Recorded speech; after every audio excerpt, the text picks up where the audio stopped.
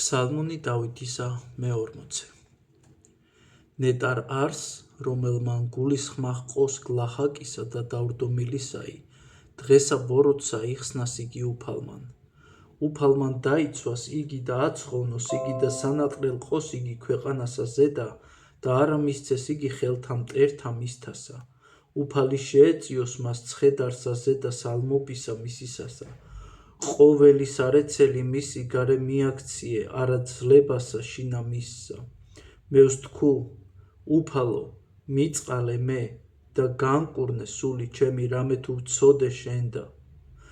მტერთა ჩემთა თქვეს ბოროტი ჩემთვის, ოდეს მე მოკუდეს და წარწყმდეს სახელი მისი. და შემოთუ ვიდის ხილვად, ამაოსა იტყვინ, გულმან მისმან შეიკრიბნა, უსჯულოებაი თავისათვის ისაი, გარე განვიდის გარე და მასვე იტყვინ. ჩემთვის ცუნდრუკებდეს ყოველნი მტერნი ჩემნი, ჩემთვის რახვიდეს ბოროტსა, სიტყვაი უსჯულოებისაი დამდვეს ჩემზე და ნუ უკვე მძინარემან, არღარა ნუ შესწინოს აღდგომაი, და რამე თუ ამანცა კაცმან მშვიდობისა ჩემი სამან, რომელსა იგი მე ვესევდ, რომელი ჭამდა პურსა ჩემსა მან განადიდა, ჩემზე და შეტყუილი.